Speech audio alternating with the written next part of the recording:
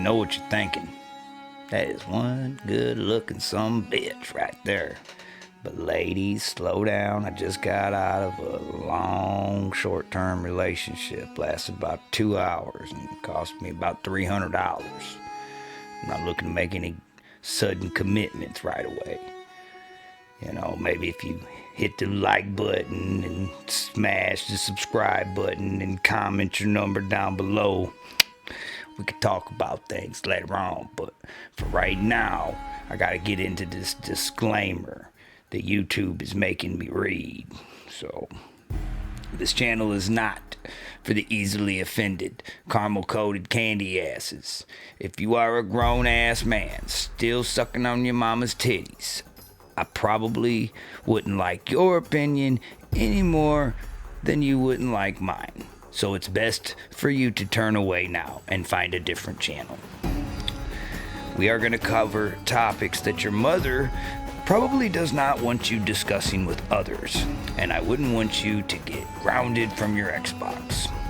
So if you still live at home in your mother's basement, you should consider a different channel. There is a 100% chance that I am going to offend you at some point.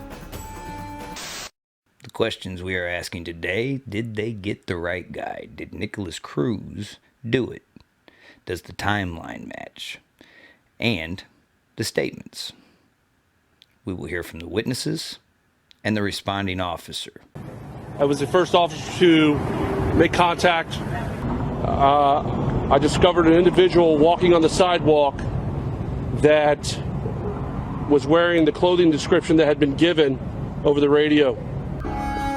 The responding officer stated that he was given the suspect's description via radio contact and that the suspect was then apprehended. However, the suspect was completely unconscious and unaware of why he was being arrested. Was he drugged? Was he tased? Why was he unconscious? And when did he pass out? More importantly, why? An even bigger question would be, what is the sheriff's department pulling out of the high school the exact day that the shooting took place? On that terrible day, last Wednesday, we know that the alleged gunman here, and that's Nikolas Cruz, spent about an hour and 10 minutes out in the community, wandering around after the shooting took place. So he was able to leave the grounds of the school around 2:28 in the afternoon with all the other terrified students. And then this video shows him at around 3 o'clock in the afternoon as he is crossing the street or heading in the direction of a McDonald's restaurant. So according to the sheriff's department here in the timeline they've released, after he left the school grounds, he went to a nearby Walmart store and then went inside, had a drink at a Subway sandwich shop, and then, according to this video as well, he walks over to the nearby McDonald's. He doesn't get anything in McDonald's, sits down for a while, then leaves. He's apprehended about 40 minutes later after this video, timestamp. So that's what we know about his movements on the day. Something else CNN has obtained, and that's from the Florida Department of Children and Families. This is a child welfare group, and they acknowledge that they went to Nikolas Cruz's home in September of 2016 after he posted something very disturbing on Snapchat. It essentially showed him cutting his arms and also saying that he wanted to buy a gun. That was deemed so disturbing and so serious that investigators went to the home, talked to his mother, talked to Nikolas, looked at the environment in which he was living, also talked to mental health workers that had been caring for him. After all of that, and it was an investigation of several months, they determined that he was a low risk of any danger to being harmful to either himself or anyone else. Not no risk, but a very low risk. So once again, it shows that all along there were red flags, but no direct action was taken. You knew him? I worked with him for several months at Dollar Tree. From what I gathered with him, he was, the nicest kid. He was very customer-oriented. I had pulled my back out about 2.5, 3 weeks ago, and he was always the first one to ask me, do you need help? Can I help you with anything? He was, the nicest kid. On the day of the shooting, I got my camera and got on my bike and rode as fast as I could 3 miles from my house to the school to get as much video and get on as many interviews as I could, because I knew that this could not be another mass shooting. Wait a minute, man. So what you trying to tell me is you are like Superman? You rush past the police, straight past everybody, an active shooter, into a classroom just so you could get some YouTube footage? Now we're in a school, an active shooter. It's not a drill, and it's currently... Hello? It's 2:52. At around 2:30, we heard a gunshot. Straight up legit, some Superman shit. You deserve a medal. So it's now 3:13, and we've heard supposedly it's a senior, not confirmed at all. The senior is believed to be named Nikolas Cruz, but this has not been confirmed. We know that the alleged gunman here, and that's Nikolas Cruz, spent about an hour and 10 minutes out in the community, wandering around after the shooting took place. So he was able to leave the grounds of the school around 2:28 in the afternoon. We've been given information via the radio as to what he had been wearing. I was about 2 feet away from my door. All of a sudden I heard gunshots in the stairwell, which is about 20 feet away from my room. And then kids were screaming and then running back towards me and towards the end of the hallway. So I just went in this very strange autopilot mode where I pivoted on my feet. I unlocked my door, and then kids just started pouring in my room. I don't know how many kids were in there, but I was pulling them and getting them in and shouting at them to get in the room. And then I suddenly saw the shooter about 20 feet from me, standing at the end of the hallway, actively shooting down the hallway, just a barrage of bullets. And I'm staring at him thinking, why is the police here? This is strange, because he's in full metal garb, helmet, face mask, bulletproof armor, shooting this rifle that I've never seen before. Wait a minute, say what? I'm thinking, why is the police here? This is strange, because he's in full metal garb, helmet, face mask. We start to exit the building. All my kids are in front of me going down the stairwell. I get to the door at the top of the west stairwell in the 1200 building. We hear gunfire. I assume that it's a code red drill because they told us earlier in the day that we're going to be having a code red drill. I assumed it was blanks. So I grabbed all my kids, started yelling at the kids, get back in rooms, get back into rooms. Push as many kids into rooms as I can. By the time I get back to my room's door, there's the shooter's already up at the tail end of the hall, at the other end, the east end of the building. Heard 2 shots. I didn't see it, but then those 2 shots would have been my friend Scott Beagle getting shot and killed while trying to save his kids. And then he looked down the hallway and started shooting. At this point, I'm pretty much in the middle of the hallway. I go for cover because, well, I realized at this time I can't actually get in my room because my keys are in my room. As I'm going for cover, one of my former students, a kid who's a senior named Joaquin Oliver, screamed, turned, he was shot. At that point, I looked down at the shooter. He looked at me, pointed his AR at me, and started shooting. I pushed all my kids by my door to save as many of them as I could. As I was doing that, bang, bang, bang, all of a sudden the shooting stopped. I looked down, he was reloading. I yelled, run, and then I ran behind as many kids as I could. When I got to the door at the top of the stairwell, there's 2 doors. The closest door, I put my foot there to stop it from opening, hoping to buy my kids some time.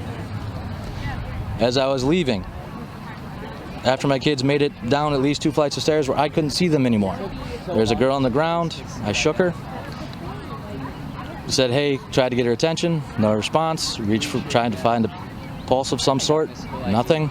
At that point, I decided that I did as much as I could for the kids. I now have to make sure I breathe.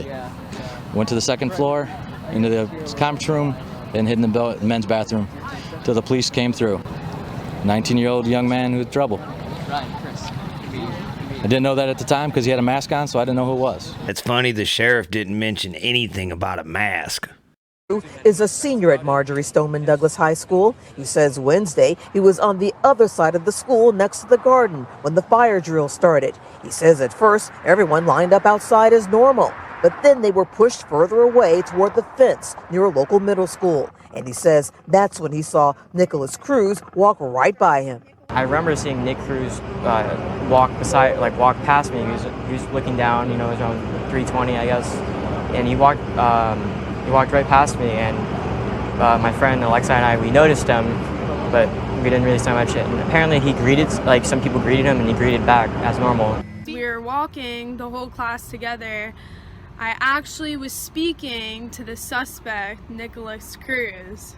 He was trouble in middle school, so I kind of joked to him about it and said, "I'm surprised you weren't the one who did it."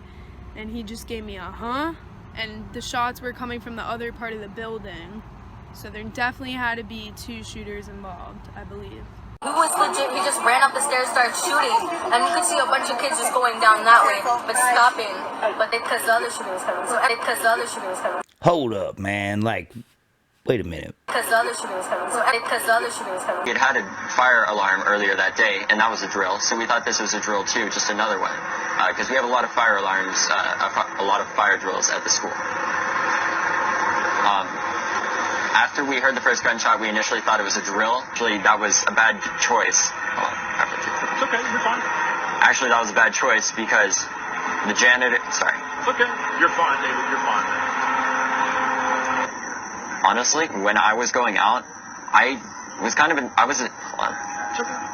When I was going out, I was in shock. Yeah, saying it, I don't know how to put this in perspective. It's okay. So most of my friends that made it out, one of them went into a bathroom in the same, I believe, in the same hallway as the shooter. Oh, hold on. One of them went into the same bathroom, I believe, as the hallway shooter.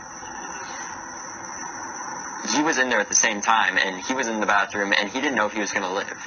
Absolutely nothing questionable about that at all. I got my camera and got on my bike and rode as fast as I could 3 miles from my house. Believed to be named Nick Cruz, but this has not been confirmed. New details have also come out about the shooter. A YouTube user with the same name, Nikolas Cruz, reportedly posted this message: "I'm going to be a professional school shooter." Some victims have been identified, like Jamie Guttenberg. Others are simply missing and feared dead. Now, how does that happen? It's not like the school burned down. It's not like there's missing bodies, or there shouldn't be. So how does that happen?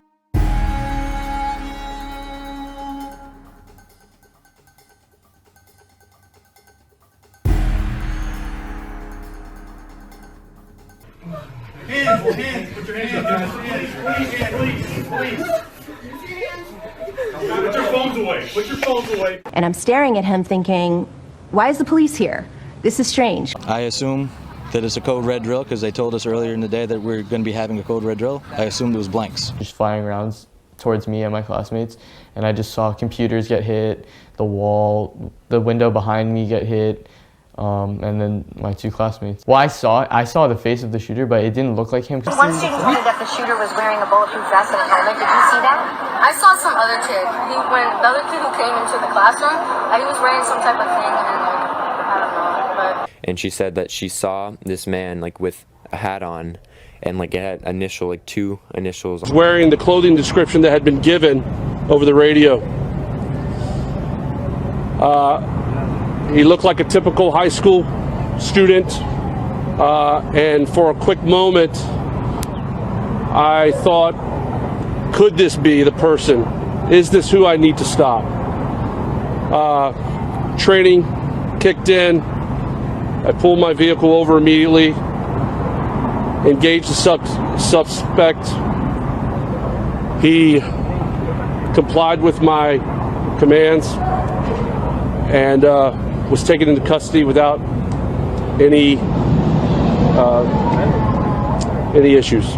Nothing to see here, folks. Move along. Other side of the line. No pictures. Put your cameras away. No cell phones.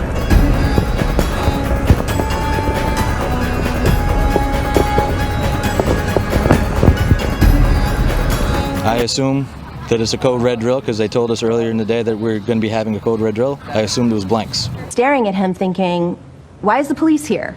This is strange. Accused of pulling the trigger over and over again in one of the deadliest school shootings in our country's history, life behind bars for 19-year-old Nikolas Cruz is described as isolated, segregated, any interaction with other inmates not allowed for his safety. 6 days worth of behavior observation reports provided to us by the Broward County Sheriff's Office begin Saturday, the 17th of February, 3 days after the high school massacre. Cruz is listed in protective custody in a single-man cell in the infirmary.